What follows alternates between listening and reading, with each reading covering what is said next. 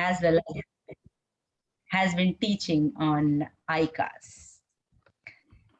With that, I would like to get started and pass it over to Vinay ji to be able to get started with the interview.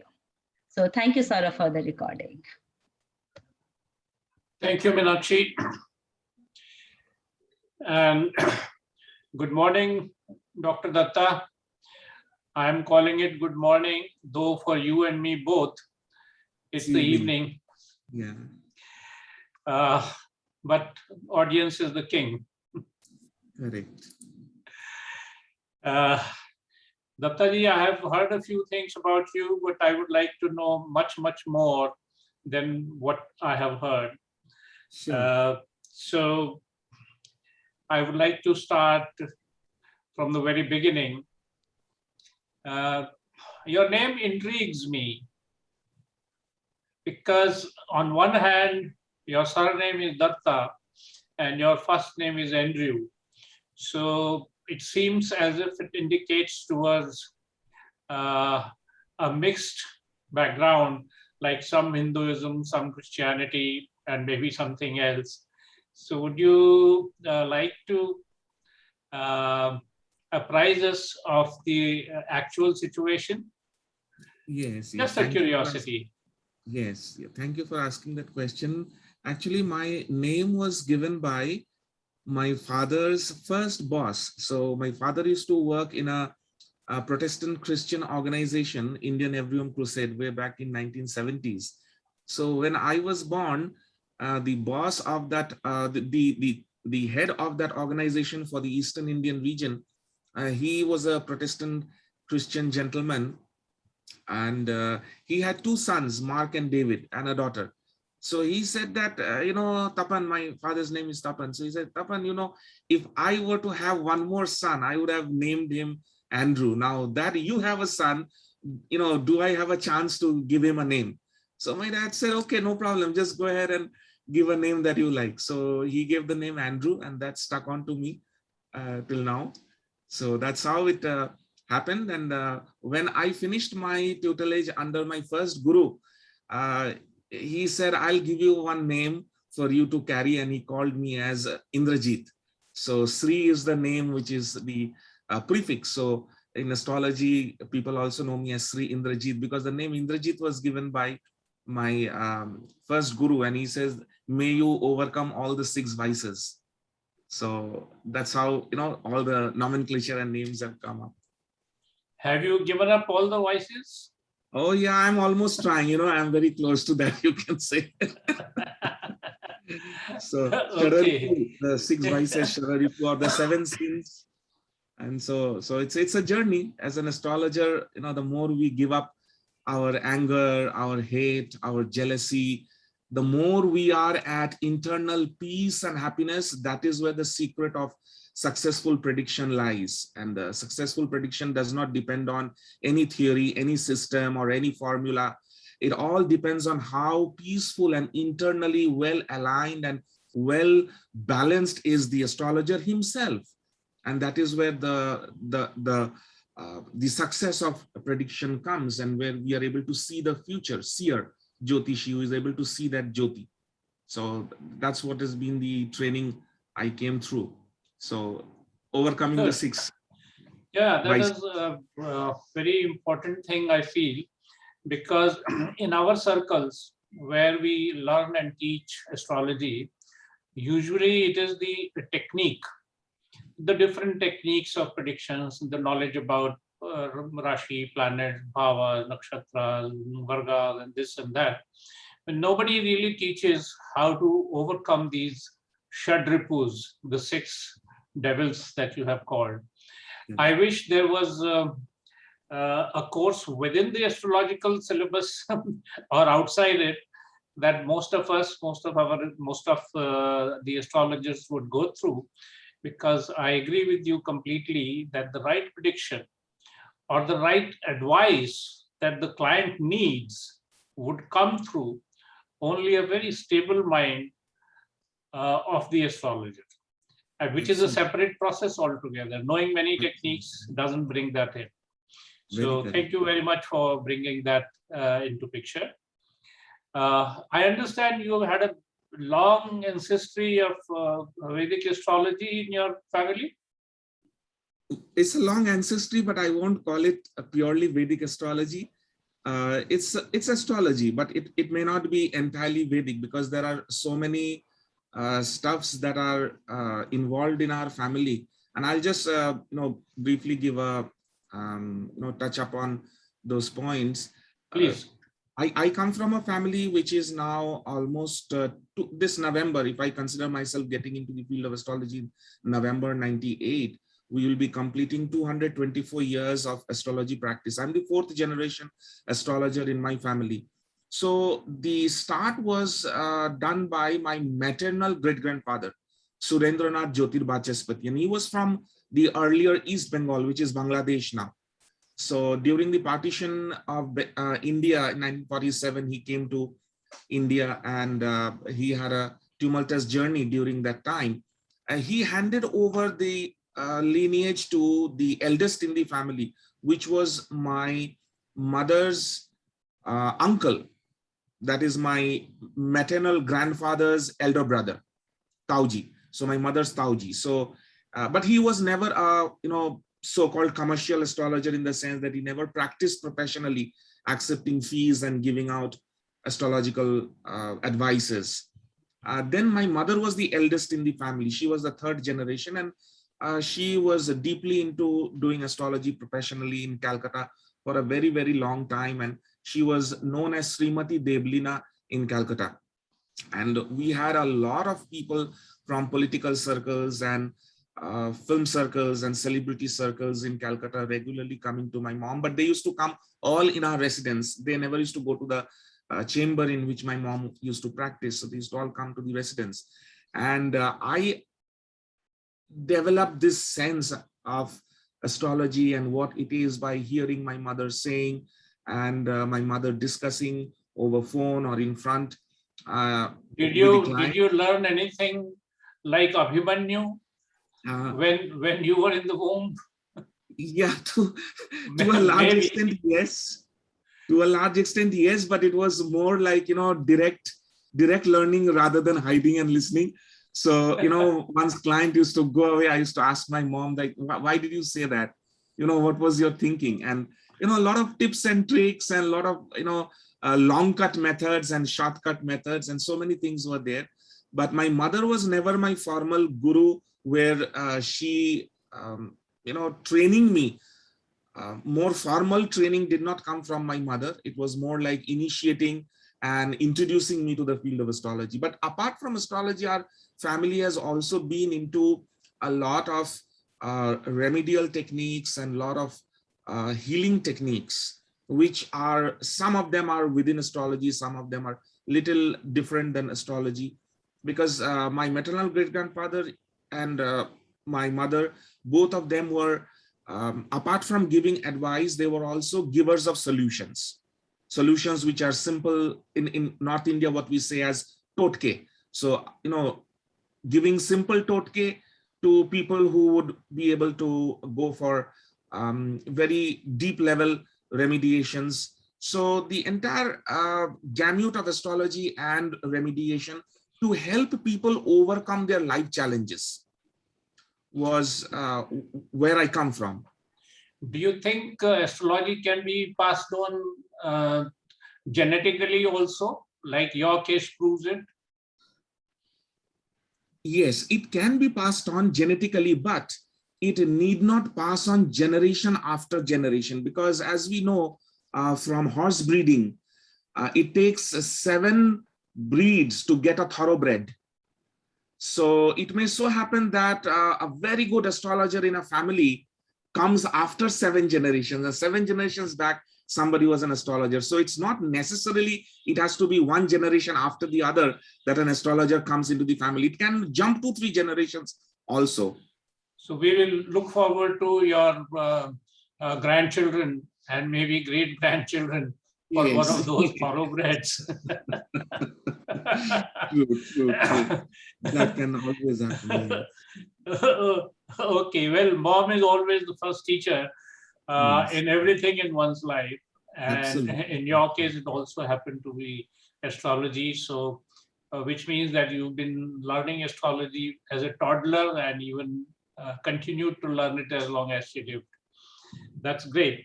I think very few people are fortunate enough to have that kind of upbringing. Would you Yes, tell yes, us a and little more about your upbringing, like your school, college, and later yeah, college? yeah. I did my schooling from the Assembly of God Church School, which is in Park Street in Kolkata. And then I did my graduation from the St. Xavier's College, Calcutta in commerce. Then I went on to do my Master of Commerce in Business Finance from University of Kolkata. And I stood as first in first class. I was the university topper in 99 batch.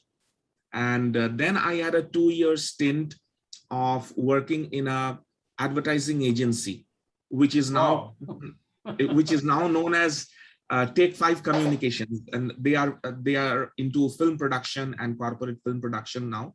I used to work with Take Five Communication, and then in 2002 I moved out of West Bengal to do my doctoral studies, and I joined the ICFAI in Hyderabad, and they sent me to Bentley University, Massachusetts in 2004 and 5 to do my doctoral work. And I developed my doctoral thesis in information systems and human resource management under Dr. Lynn Marcus. That was very different from your background in commerce. Yes, yes, that's right. Because I had a business finance background. And then when I went in to do my doctoral studies, I started specializing in human resource management because I was very interested to do my PhD thesis in capital market finance. But my corporate finance, I was very interested in doing on industrial sickness of Lalit Charan Gupta, LC Gupta, industrial sickness. But my university was not giving me that chance. They were only allowing to specialize in capital market finance. And I had already done a lot of that in my MCOM. So I thought I'll not do that. So the next green field that was really intriguing me was human resource management. So I got into that, and two great stalwarts of India, Dr. T.V. Rao and Dharani Sinha. Now Dharani Sinha is no more. So they were my mentors during my PhD days, and my college sent me to Bentley University in Massachusetts, where I developed my doctoral thesis. I defended there. My thesis, the thesis proposal was defended in Bentley University. I came back to India, did my data collection, and then formally submitted my PhD thesis. I got my doctoral award in 2007, and that was in the field of information systems and human resources. And that is where I started pouring more into IT and information system. So it's like kept on adding a lot of different tools into my armory, you can say. I think human resources and astrology are very closely related. How to improve the resources, the human resources one might have at one's own command.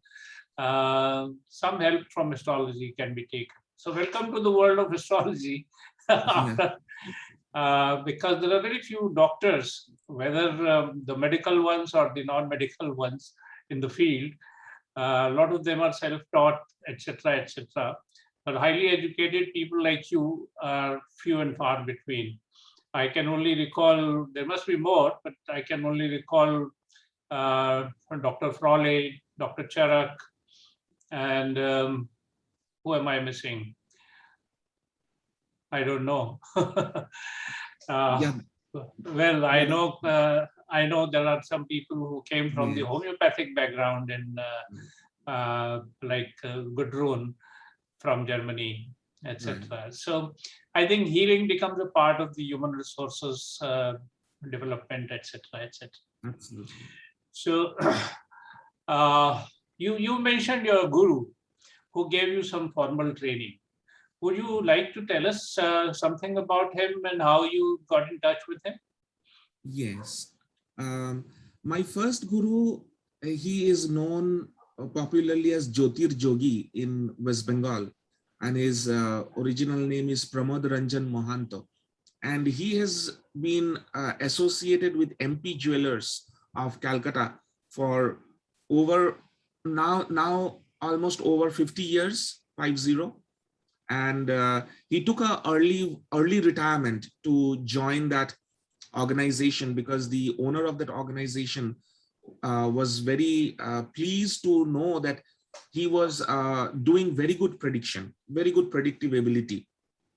So he asked him to take an early retirement from government service. And he said that, how much you would, really make into that government service. Why don't you join me? You enjoy your passion, enjoy your hobby. At the same time, we will be doing some good service to people. So he joined. And when I got to know him, because he had a very favorable image about my mother, and the way how my mother used to always be straightforward, honest, and never budging under any pressure, be it various political figures asking to give out certain predictions in a certain way. My mother never used to budge on that. So my first Guruji had a very good feeling over my mother. So when my mother, I was that time doing my graduation, just finished my graduation, 97, my last year actually. So my mother asked my first Guruji, used to call him Dada.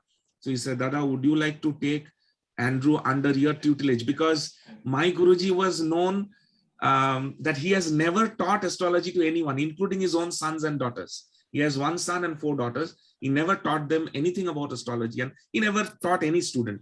So my mother was a bit apprehensive whether he would at all take me under his tutelage. So he and my first Guruji is also known for very straightforwardness, point blank, and some people also consider that as rough sometimes. But he's like, if he says no, he'll say no very impolitely. So he's like that. So he immediately told my mother, okay, we'll see. Everybody cannot do astrology. We'll see his chart. If he is made for that, we'll see. So that was his answer. So one day my father went with the chart to him, and he asked that, okay, this is the chart. Dada, you said you wanted to see Andrew's chart. So he saw the chart and he said, okay, ask him to come and meet me that date at 6 o'clock in the morning after having a bath. So on that particular day at 5:30 in the morning, I had a bath, wore a fresh clothes, and went to his house with a new khata, new exercise copy. And then he said, okay, come. The first thing he asked me is, just draw a zodiac. Just draw a zodiac. So I drew a zodiac, Eastern System zodiac. He said, okay, very good. So then he started. So that was, so later on I asked him, why did you ask me to draw a zodiac? He said, I wanted to see how straight and stable is your zodiac. If your zodiac is crooked and all this, I will know how far you will go. So, but do you recall anything that he saw in your horoscope through which he accepted you as a student? Yes, he did not explain it to me on that day, but later on, it was, I think, many months or maybe even a year, when I was so close and cozy with him and he treated me like his own son. I said, on that very first day, you asked me to draw a zodiac, very good. But when my father asked whether I'm capable enough to learn under your guidance, what did you see in my chart that made you ask my father, okay, send your son? He said, look at my horoscope and look at your horoscope. Aren't they so similar? Aren't they so similar? Now, if you do not come to learn from me, whom will I teach? So his planetary configurations and my planetary configurations, we are both about 40-year-old, 40-year difference of age. But his planetary combinations and positions are so similar to mine. And that is one of the reasons he gave. Anything that really stands out? He and I both have Moon and Mercury together. He and I both have Moon and Mercury together in Virgo. And in his Aquarius, he has a planet where I have a planet aspecting his Aquarius, similar planet. So there was Samasaptam relationship, and the planet which really made us gel together was the Virgo moon and Mercury. Maybe I am interviewing you today because even my moon is in Virgo. Yes, absolutely. Otherwise, absolutely. it would not have been a coincidence. Yes. And that is where I always believe in Rupert Sheldrake's theory that we all are connected. We are in a morphogenetic field, and we are all connected. No matter, a person right now suffering with corona in US is also related to me. I'm sitting here, so we are all related, and that's exactly what you have said. Your moon in Virgo and my Guruji's moon in Virgo, my moon in Virgo, and we are discussing, all three of us, on that. So good that we can learn from each other. I am looking forward to learning from you. I'm looking forward to your lectures in Jyotish Kumbh and also something today. Would you like to tell us about the methodology that your guru followed, which he must have transferred to you? Yes, he had a simple method which was more very similar to what we also used to do in our family. He will cast the birth chart based on the planetary positions of the Lahiri ephemeris.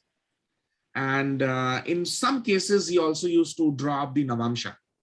But his prediction used to be solely based on the planets, their houses they are occupying, and the star lordship that the planet has. And he used to use only Vimshottari Dasha. And he broke down the horoscope, the zodiac, I would say rather. He broke down the zodiac into smaller parts. So smaller parts in the sense, let's say, a 30-degree zodiac, he is breaking it down into 9 equal parts, which is the Navamsha. And from that, he is looking at the planet, and that he is connecting with the Pratyantar Dasha, Dasha Bhukti, Dasha Antardasha, Pratyantar Dasha. So this connection he used to make, and he used to make a very clear prediction. And because he was a astrologer professionally practicing, people used to come to know, I'm without a job, so when am I going to get a job? Will the job be near my home, or will the job be somewhere far away? Or, people coming with their children asking that, what kind of education or educational line do you see for my son or daughter? So giving very nuanced prediction. So giving the clear answer that, okay, you're going to get a job between this time to this time, and it is going to be near your residence, which means the place where you're living. You don't have to relocate to another city or another town, and it's going to be of a similar salary as you are expecting, and be prepared for the job which is going to happen around this time.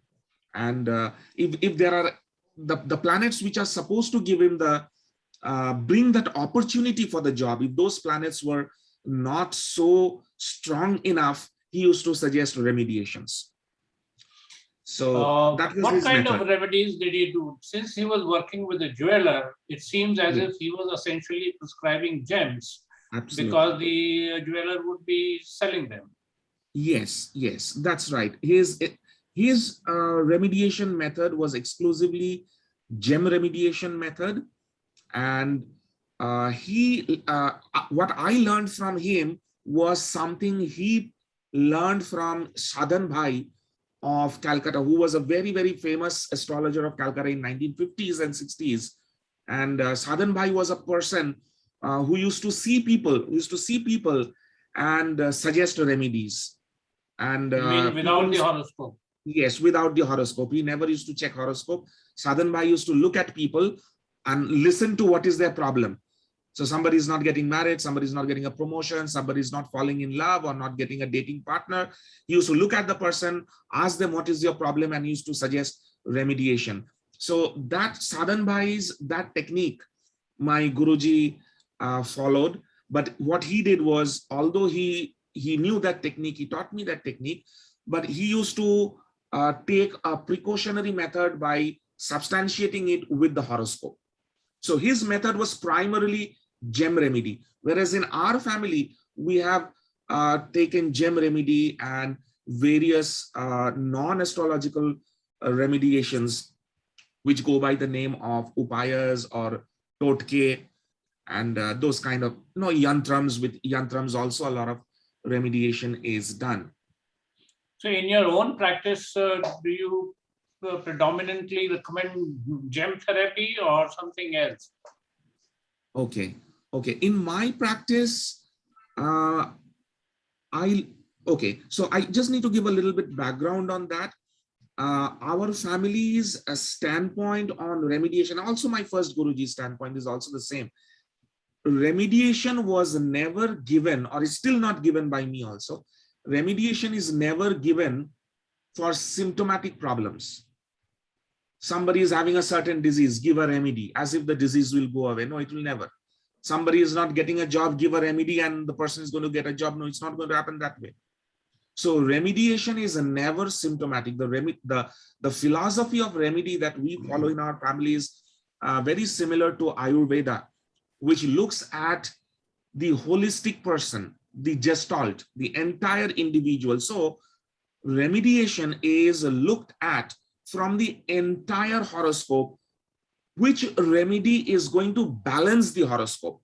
So it's neither Anukul Vad or Pratikul Vad. I wrote an article in Express Star Teller many years ago, and that ruffed up feathers of a gem selling group in Bangkok. And they said, how can you say Anukul Vad is not the right one? I said, neither is Pratikul Vad, but I'll tell what is our experience. And it's neither Anukul Vad nor Pratikul Vad. It's all about restoring balance in the horoscope. We human beings are born on this planet because of certain disbalances in karma, not good or bad karma. It's certain disbalances are there, which is manifested through planetary combinations. And I'm never saying planetary positions, it's planetary combinations. So if Mars and Saturn is together, I cannot give any gem. Mars and Saturn is where? Is it in Kumbha? Is it in Makara? Or is it in Scorpio? Or Mars and Saturn is there in Aries? There is no single remedy which one can say, okay, Mars and Saturn together, let's give this remedy. No. Now, Mars and Saturn in these four places, for what kind of a lagna?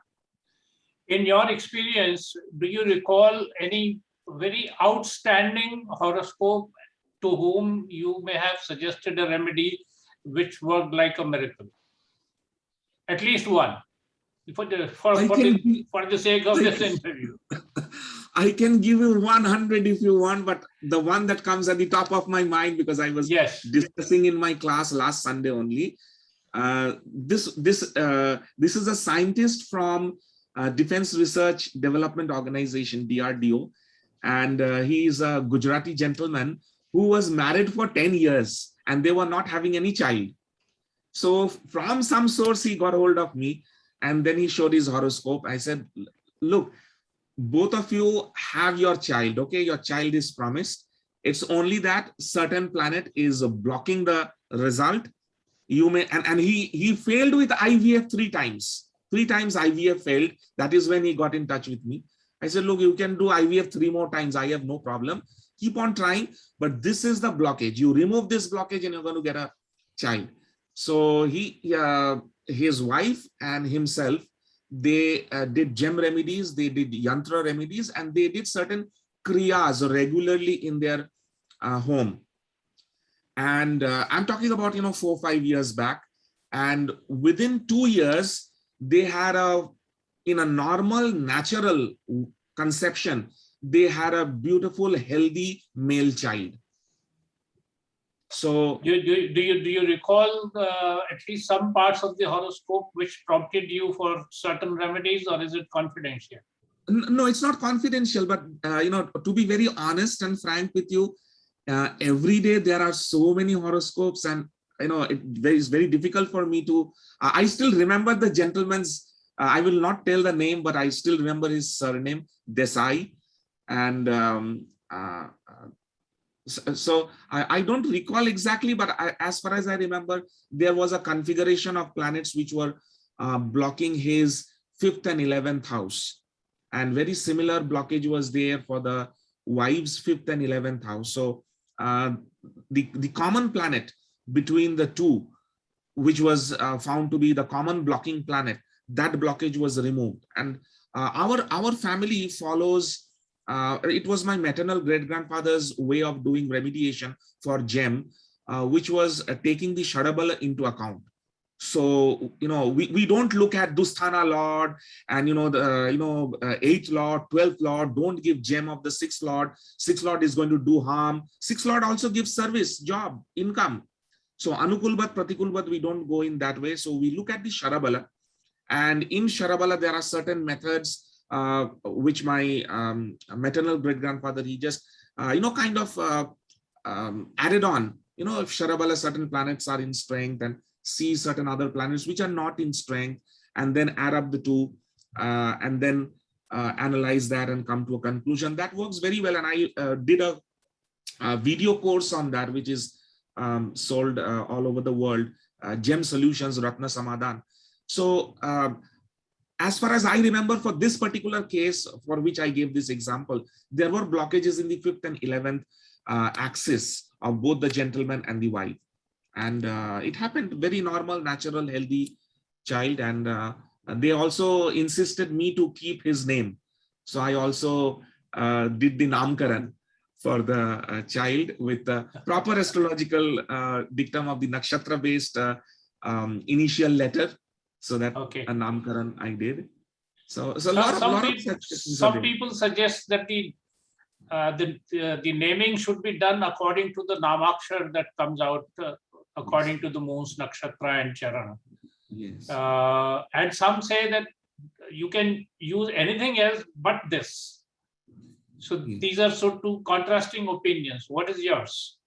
Yes, that's a very interesting point you raised. And this was told to me by my second Guruji, PVK Punmeshwar Raoji of Hyderabad. What he said, and he said that the first 12 years of a child is where a lot of things don't match in astrology. And I said, you explain me further, because he initiated me into Uchchista Ganapati Sadhana. So after the day of initiation, he said, from now onwards, you are the son and I am the father. So there is no hide and seek between us. You ask me whatever you want to know and I'll answer whatever I know.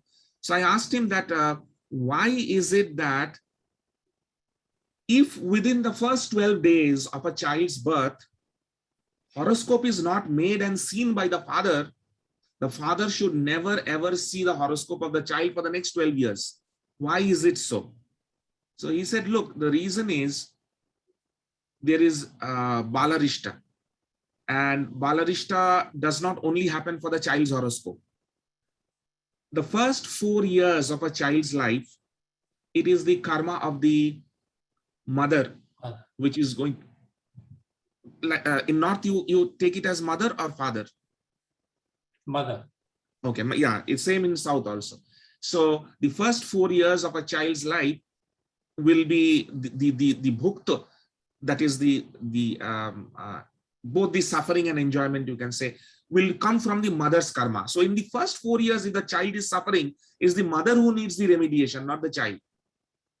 And the mother's horoscope is going to tell how the child's first 4 years is going to be. So the primary horoscope is mother's, secondary horoscope is that of the child. From the 4th to the 8th year, it is the father's karma that the child is going to get, good and bad. So the primary horoscope is the father's. And the last 4 years, that is remaining 8 to 12 years, is the child's horoscope himself or herself.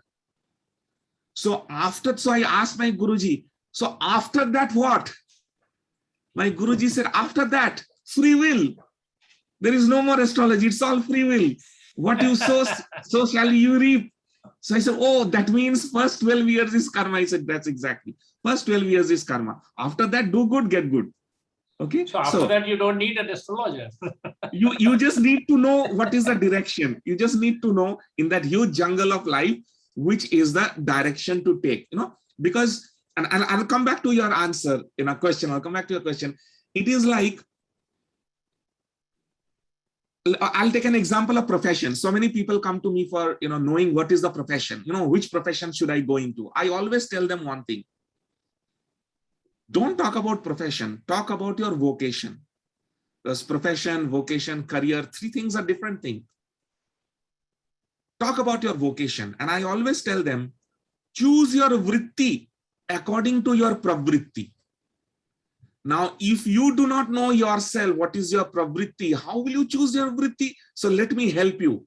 Now, what I do is, I always try to reduce the struggle for the client. If I can channel my client to the path of least struggle according to the planetary positions and combinations which are there, he is going to have a smooth sailing. So after 12 years, fundamentally, astrology's efficacy is astrologers can show us which is the path of least struggle, which is the path where we are going to really be good. So I can be a very good musician, but my father wants me to become a doctor or an engineer or a management graduate. And I keep on struggling with sales and marketing throughout my life. Suddenly one day I sell my Ferrari and become a monk. Now, if somebody told me that, look, you should be a good monk, okay, don't get into this profession, I think the monastery would have got a monk much earlier, much better. So, interesting. That brings me to the point. What is your profession? Yeah. Your personal profession. Yes. My personal profession is I am the dean of a management college, which is coming under an university, a Jesuit university. It's India's first Jesuit university, XIM University. So I'm working as a dean of human resource management for the school. And there are about 18 faculties under me. And every year we bring out 120 HR graduates, human resource managers, to go into the corporate. So that's my main profession. But this is the astrology which is my family profession, is my, you can say family, a family business, family profession. It is now becoming more and more overwhelming. So your pravritti is astrology. Yes. So, and when I look at my chart in the Krishnamurti Paddhati way, my 10th house, Kaspal Sublord, is showing both the 7th house, 7th and the 6th. So 7th is self-driven, self-employment, business, and 6th is working under someone. So it's showing me both. And that's what exactly is happening. Okay. Now that you have touched upon KP, I would like to ask you point blank, what is the real difference between Vedic astrology and KP? Okay. Are they related, unrelated? Okay. They are very much related. And this is a question which is like the top of the mind question for many people. Right. For many people who are into astrology, in different forms of astrology, in a very simple answer I'm going to give you is that Krishnamurti Paddhati and Vedic astrology, Parashari astrology, or Jaimini, they are all astrology at the end of the day. The only difference is, not the only difference, the differences lie in the method in which we approach analysis and prediction. So let's say, for example, if someone asks a question, what kind of vocation am I suited for?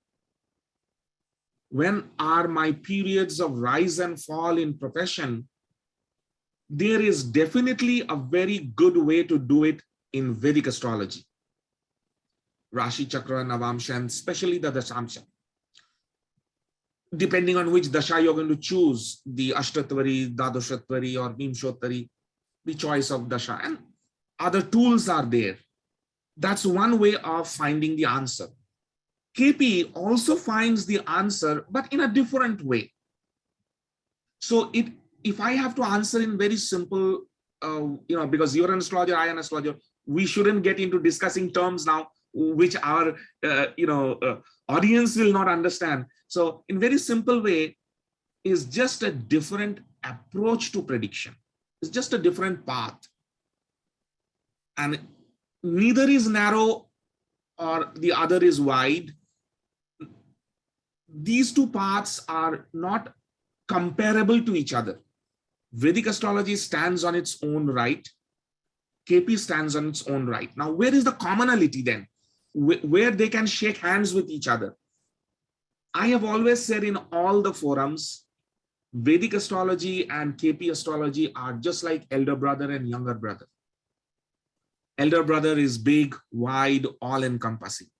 The younger brother is fast, agile, he wants to do things quick, he wants to borrow something from the elder brother, all that. So in KP astrology, Krishnamurti Paddhati, we still have the same 9 planets and 9 grahas and the same significations, karakatvas.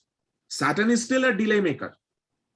Saturn is still lame, okay? And Saturn is still the Graharaj. Similarly, in KP astrology, just like Vedic astrology, there are the 12 Rashis, Mesh Rashi to Meen Rashi. Same Karakatva, same significations, Agni Prithvi Vayu Jal or Char Sthir Diswabhav is the same. In fact, what is interesting here is, sorry to interrupt, yeah, that the significations are practically the same even in Western astrology. Absolutely. Though the zodiac is entirely different. Exactly, yes. But in KP and Vedic astrology, the zodiac is almost nearly the same. Yes, it's the same sidereal Nirayana zodiac, the unmovable zodiacs, the fixed zodiac. But I hear that KP uses a different Ayanamsha than Chitrapaksha or Lahiri's Ayanamsha. That's right. Ayanamshas have been a very important part of every astrological systems, and whether it's a Lahiri Ayanamsha or Raman Ayanamsha or Krishnamurti Ayanamsha, Fagan Bradley, Sri Sri Yukteswar Ayanamsha, and then Zero Ayanamsha, which is the Western tropical. Yes. Yeah. So K.S. Krishnamurti, if we understand the way in which K.S. Krishnamurti developed this system, throughout his early years and middle age and almost near 1956 to 1957, he was an ardent Vedic astrologer, and he wanted to bring perfection in his prediction. Somehow he was not able to get to that level of perfection, and he developed the Krishnamurti Paddhati after he was initiated into Uchchista Ganapati Sadhana by Chandrasekhar, His Holiness Chandrasekhar Saraswati Swamigal of Kanchi Kamakoti Pitam. And when he was initiated directly by him and he was given that mantra and the idol, in a few years than that, he suddenly discovered or invented, two things are very different although, but it always existed in the system. He might have only discovered, but people like to call it as an invention, where he broke down the nakshatras, each and every nakshatra, into unequal parts based on Vimshottari Dasha proportion. So nakshatra is broken down into subdivisions. That is why KP goes by the name sublords, which are basically subdivision lords. Now, although he invented this method, he had only about 10 to 12 years to bring perfection to the system, which as far as I know from my Guruji and his Guruji, because he was trained directly by K.S. Krishnamurti ji, 1972 he expired, and 1970 his first book was published in 1970. 71 there was a hurried publication of 6 readers, and that was done very hurriedly. And anybody reading those 6 readers will find there are some discrepancies or anomalies in the book. So ideally, he did not get a chance to bring about perfection in Ayanamsha, to do research on Lahiri Ayanamsha or Raban Ayanamsha or his own Ayanamsha. With his sadhana, with his initiation, he came to the conclusion of a different epoch date. So 285 AD and 291 AD. the Lahiri and KP. So he came with a 6-minute difference with Lahiri Ayanamsha, which is not a very big difference. But while doing KP astrology, if there are borderline cusps which are at the borderline of a sublord changing, the Ayanamsha might make a difference. But there are ways to check that. Are you on the right track? That is the second invention which K S Krishnamurti did, which was ruling planets. So ruling planets are the planets which are available to the astrologer at the moment of judgment. So those ruling planets can actually tell whether you are looking at the right place. And that can give you a clear idea of whether you at all need to change the Ayanamsha or everything is fine. So someone changing the Ayanamsha, the standard Ayanamsha of Lahiri, just by 6 minutes, gives an impression that that person must have done a lot of research and a lot of cross-checking of data, and then come to the conclusion that there is a 6-minute difference, and then the results would come out better. So which Ayanamsha are you using in your practice? Okay. KP practice.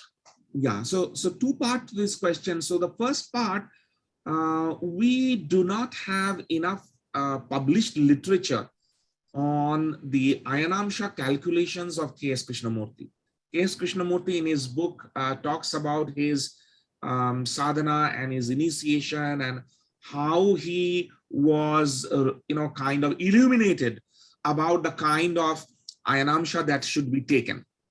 There may have been a lot of systematic data analysis and a lot of research going into his final conclusion, but that is still so far not available to any public. It's still not a public document, maybe with his family members. So I cannot vouchsafe that he did a thorough research as far as the Ayanamsha is concerned.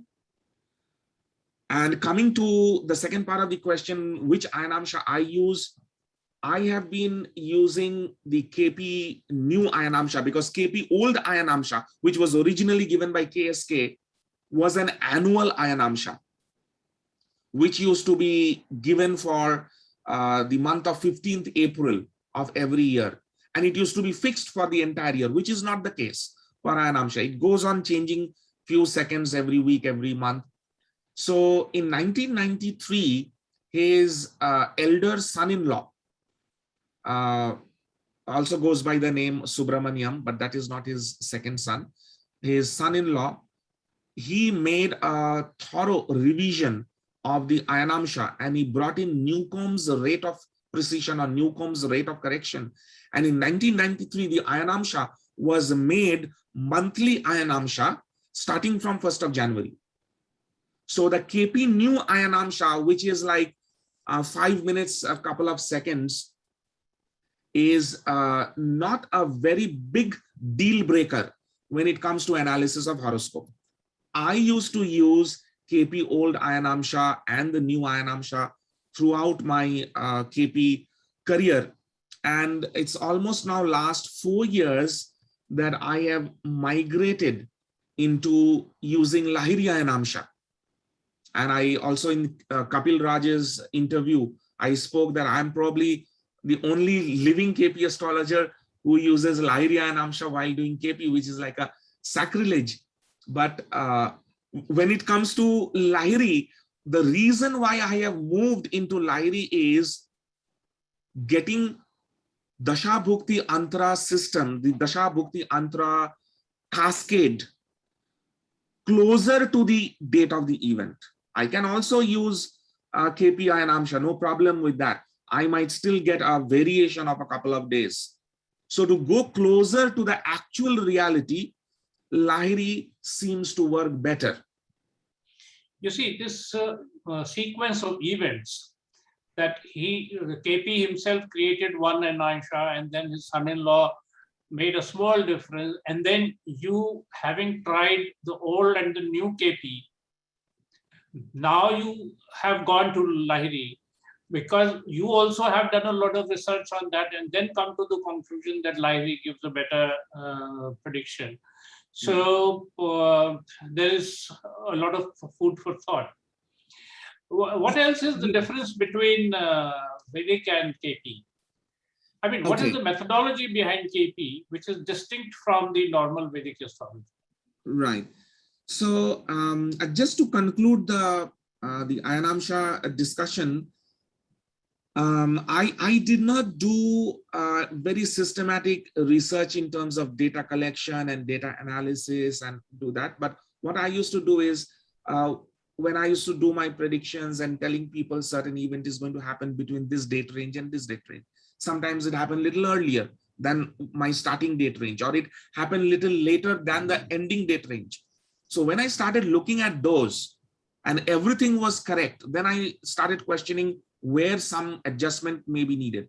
When I shifted to, or when I made that retrofitting, I was retrofitting my charts, then I saw that Lahiri Ayanamsha is able to bring me closer to the event date.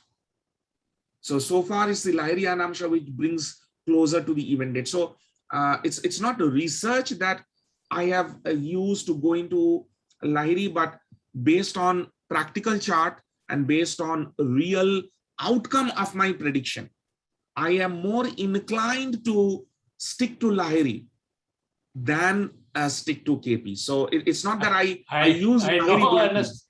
I know an astrologer who does Western astrology, but uses the sidereal Ayanamsha.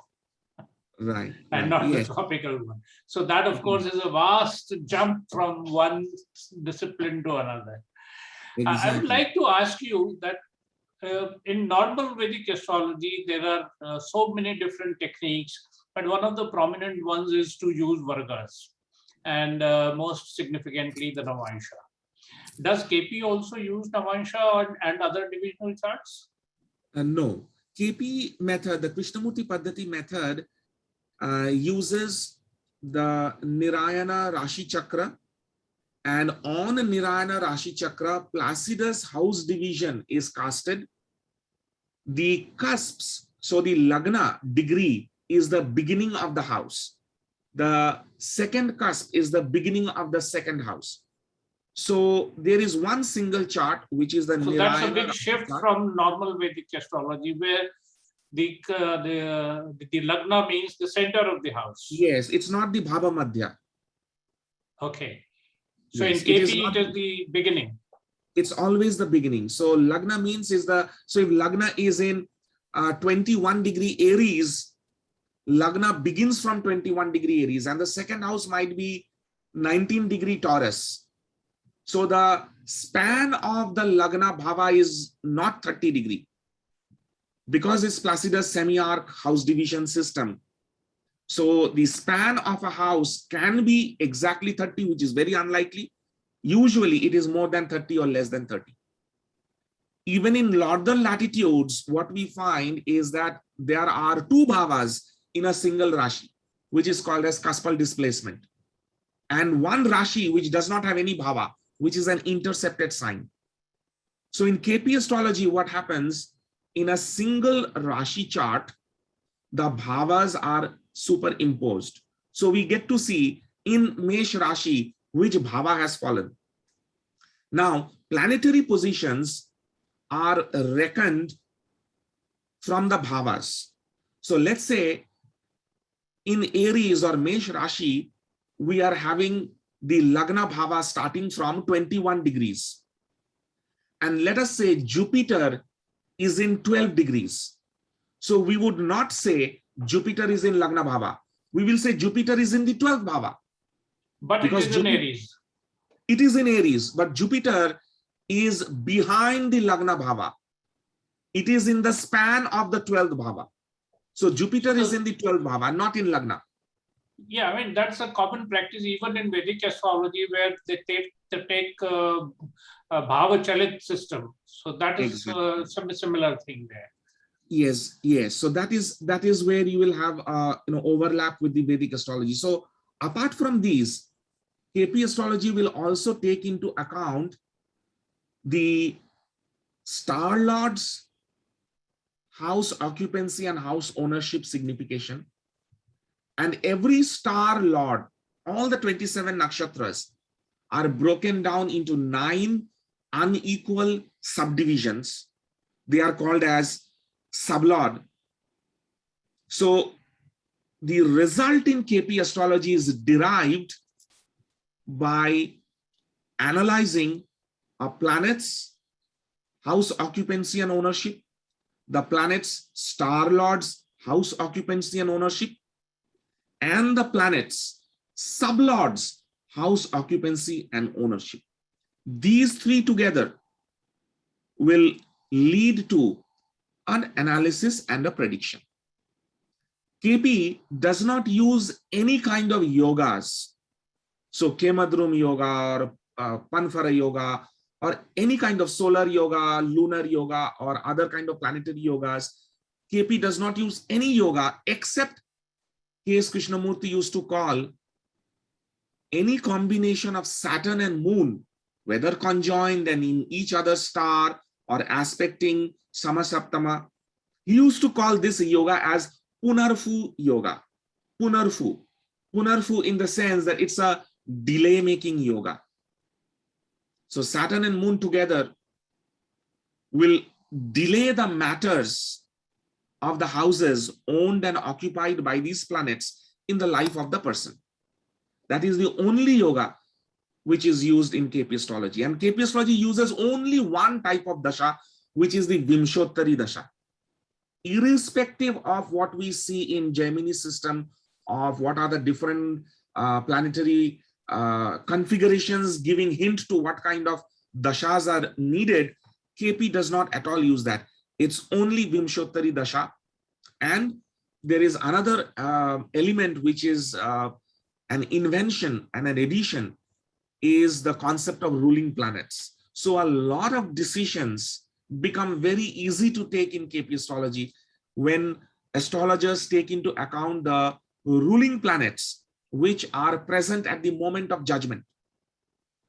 So this is what makes KP astrology. There isn't anything more in the original authentic KP astrology. But if you open the internet, you will find people have started proliferating their own theories in the name of KP.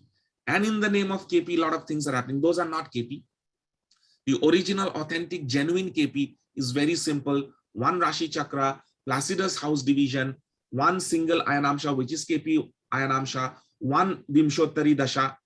These four things, no yoga, and the analysis. But the new people who are peddling new material, they can do so under the garb of further research into KP.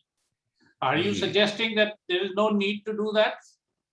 Yes. Now, research, further research is when we are looking into the original stuff and studying and analyzing the original stuff.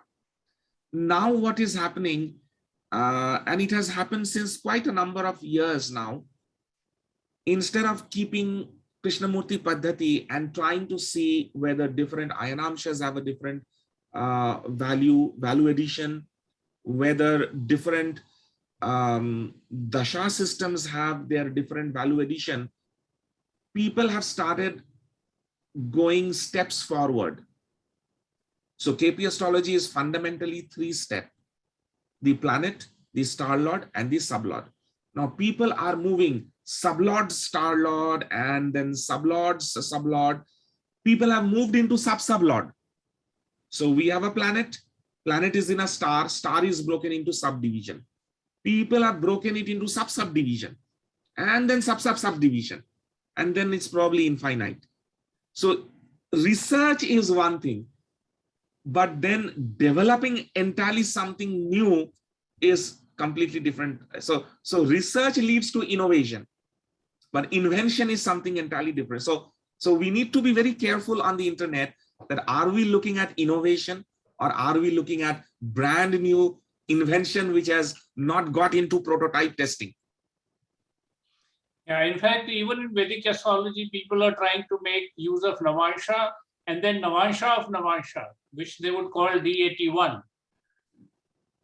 So, there should be scope for research always in every subject, but the final taste is in testing. So if it works, then it works. If it doesn't, then it doesn't work. Absolutely. Proof of the pudding lies in eating. Yes. So what are you going to talk about in your Jyotish Kumbh presentation on marriage? Yes, I thought I'll discuss about love, marriage, married life, and divorce. No, So, please don't talk about divorce. okay, Love and marriage are fine. okay, okay. I kept in mind the Sthan, Kala, and Patra. So there in US, there in Okay, okay, US, divorce and second marriage is a hot topic. okay, So, okay. so that was the idea, but I am always open to suggestions. So the whole idea is people fall in love, people want to fall in love, and when people fall in love, they may not always want to get married, but they may want to live together and still enjoy life. And I'm talking about cultures other than India. And because here in There are a lot of cultures within India which are other than India. true, very true.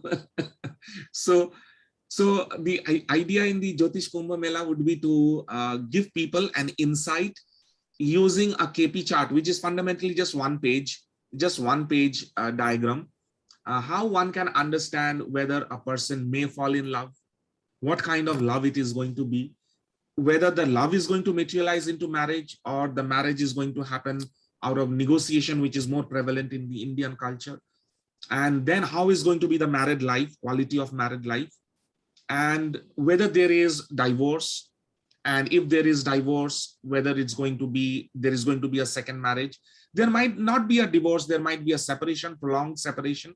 So all these, these rules are so well laid out in KP Astrology, and probably career, vocation, profession, marriage, and education is something which is very easily understood by so many people. So I thought I'll keep marriage, married life, and love, and also to talk about vocation, career, and profession. So these are the two topics I thought I'll keep. But if any, if there are any popular suggestions coming up, I would be open to make changes. And third marriage. Third marriage, yeah, why not? Why not? Yeah. Why not? Yeah. I would like to throw the forum open for questions to Dr. Dutta. I understand there is already a question in the chat. Okay. And that is by Mr. Umesh Dudani. And he wants to know if Dr. Andrew's mother or any of his formal gurus also followed KP astrology. Okay. Thank you, Umesh ji, for asking that question. My mother never followed KP astrology. My first guru did not follow KP astrology, but he was the person who told me to buy all the 6 readers from the Calcutta Book Fair. And he said, you must read all the 6 books. And if you really want to go far ahead, you should do KP astrology. He was the first one to bring me that idea. I was probably KP didn't exist at the time of your mother's working life. Yes, the KP astrology did exist because Krishnamurti ji was an active practitioner of astrology during 1950s, 60s, and early 70s, expired in 72. So my mother was very much into practice during the 1970s and 80s, where KP was really, picking up a lot of pace. So, but my mother never talked about KP astrology or the sublot or the subdivision method. But my first Guruji, he got that. He introduced me to that name, Krishnamurti Paddhati. And I was formally trained in Krishnamurti Paddhati by my second Guruji, PVK Punneshwar Raoji of Hyderabad. And he is like a very famous, he used to be a very famous astrologer in Hyderabad. He expired a couple of years back. And his Guruji was BVN Sarmaji of Warangal, who happened to be the direct student of K.S. Krishnamurti ji, in whose house he stayed for more than 2 months and learned KP astrology from K.S. Krishnamurti ji directly. At the end of his learning, K.S. Krishnamurti ji initiated him into Uchchista Ganapati sadhana with the same mantra. B.V.N. Sarma ji is not only my Guruji's Jyotish Guru, he is also the mantra Guru. So B.V.N. Sarma ji initiated my Guruji, and my Guruji in his entire lifetime, he had thousands of students because he used to run the Universal College of Astrology and Occult Science in Hyderabad. With thousands of students, he only initiated 12 of his students into Uchchista Ganapati sadhana. I was the last one to be initiated by him. After me, he never initiated anyone, and then was his sad demise. So I was formally trained in KP astrology through that Gharana system, through that lineage by PVK Punneswar Rauji of Hyderabad. Surely you are a blessed soul and very lucky. There's a question here from Saurabh. He says, I have an impression that KP is particularly good at timing events and for Prashna. Is that how Andrewji looks at it too? Can that be called the USP of KP astrology? Okay, a fantastic question. That's a fantastic question. The original KP astrology came into the picture for answering questions. The first book K.S. Krishnamurti ji wrote was Horary Astrology, which eventually became the 6th reader, but actually that is the first book. It was all about answering questions. 1965, he published his volume 1, volume 2 with Sagar Publications. But then that entire 2 volume was completely revamped. 1971, his first self-published book came, which was Horary Astrology. So KP has the genesis of answering direct question. So if you ask me question like, I'm not getting married, I'm talking about the Indian context. I'm not getting married, I know I'm 40 years old now. Is there any marriage promised in my chart? If so, when my marriage is going to happen and how is going to be my married life?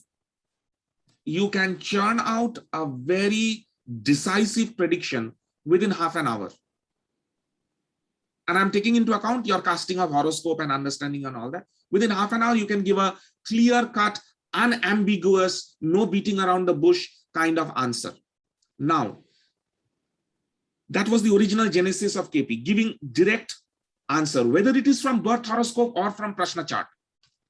Later on, these subdivisions were used to create a specific form of Prashna chart, which came to be known as KP Prashna chart, 1 to 249 number system.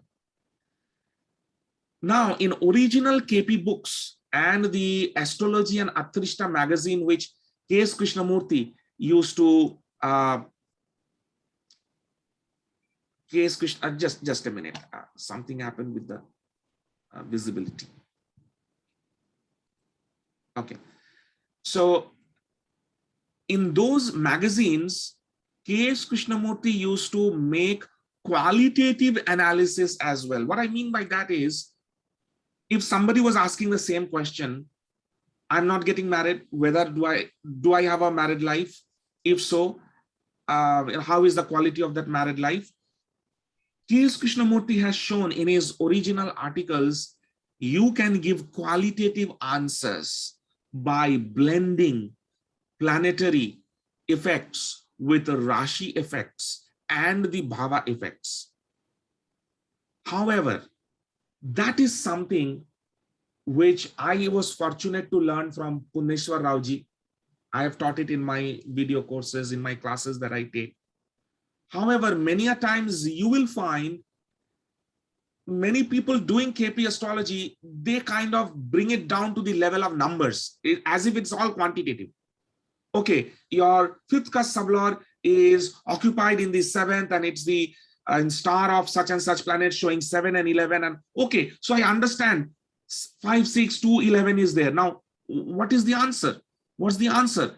They are not able to say that. So that is where good grooming and good training in KP astrology is needed, where you would be able to satisfy the client or satisfy your the consultee who comes to you with answer that suffices his need. So KP is not only Prashna, but KP is really very good if you can frame a clear matter in your mind, like what you would like to know. For example, can I become an astrologer? If so, can I become a professional astrologer? And if so, can I become a successful professional astrologer? And if so, can I become a successful professional astrologer who makes a lot of income? You see, there are 4 levels of question. So if somebody says, can I become an astrologer? I don't need to see your chart. I can say, yes, you can. Read 5 books and you're an astrologer. Is that so? No, that's not so. So who is an astrologer? Okay, Parashara has given a lot of definition of that. So if the question is very well said, so as a KP astrologer, I will never take that question. If somebody says, can I become an astrologer? I said, for what? Why do you want to become an astrologer? No. Can I become a practicing astrologer? I said, now that's the question. So can I become a practicing astrologer? If somebody says, can I dabble in astrology? Well, that you can do. You can dabble in anything. You can dabble in nuclear science if you want. So can I become a successful professional astrologer, making my livelihood and earning? Now that is where KP will give you, a solid home run. It's a shot which is a home run shot. Okay, those of you who are a New York Yankees fan, and okay, so my days in Boston, I still remember the baseball fans and New York Yankees and I forgot the Boston team. In fact, there is a qualitative touch even to Ashtak Varga, which is essentially a digital and quantitative system. But even within Ashtak Varga, there are enough hints for qualitative comments also. Exactly. So, of course, KP being a much wider system, it must be including that. There's a question from Mr. Jitendra. Is house division fixed in KP? No. Okay. Okay, I will answer it in this way. K.S. Krishnamurti used the Placidus system of house division, which is the semi-arc system. Now, semi-arc house division system, there are many house division systems which are based on Raffles arc of median Cili, RAMC. So Placidus is one, topocentric is one, Regiomontanus is one. And there is one more which used to be used by one Indian Bengali gentleman. I forgot the, so topocentric and Placidus are, 2 big competitors in house division system. So let me tell you, to answer your question, it's not a single simple answer. KP uses Placidus house division. It is a fixed house division system. I do not know how to answer that. The house division method is the same. Rules and formulas are same. So if you say, what is the method of house division? Yes, KP uses Placidus house division. Now, is the houses going to remain the same? No, houses are going to vary depending on which latitude I am born. If I am born between Tropic of Cancer and Tropic of Capricorn, within this band of latitude, my variation of the bhavas, 30 degree, more or less, the variation in bhavas is going to be towards the mean in a bell curve. It's going to be towards the mean or average, which simply means it will tend towards 30 degree. But the more I go northern latitude and southern latitude, beyond Tropic of Cancer and Tropic of Capricorn, my Placidus house division is now going to become very awry. It will suddenly expand to 35 degree, 37 degree. 2 bhavas, 3 bhavas going into one Rashi. So there has been significant research published by the American Federation of Astrologers, wherein one person showed the efficacy of all the different house division system, roughly about 25 house division system. And what was found to be having very less deviation was the topocentric house division. So topocentric house division is one such arc-based divisional system of house deriving the houses. Even in very northern latitudes, it will not tend to deviate. Okay, it will not try to deviate from the mean and go towards the left tail or the right tail if we take a normal Gaussian curve. So if you want to follow KP astrology as an Indian astrologer and you have 95% of your clients coming from India, follow Placidus system of house division. If you are having a large number of your clients coming from North America and Europe and Northern Europe and Russia or Australia, South Africa, it is a much better professional sense to use topocentric house division. And if you are using topocentric house division and Placidus house division together for any people who are coming within the latitude band of Tropic of Cancer and Tropic of Capricorn, you will hardly find any difference.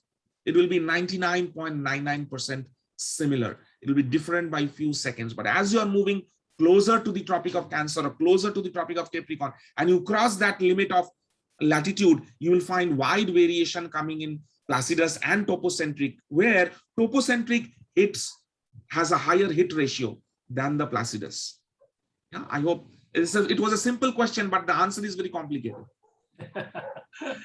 Dr. Andrew, there is a request to find out what are the prerequisites to understand your topic of presentation better during the Jyotish Mela 2021.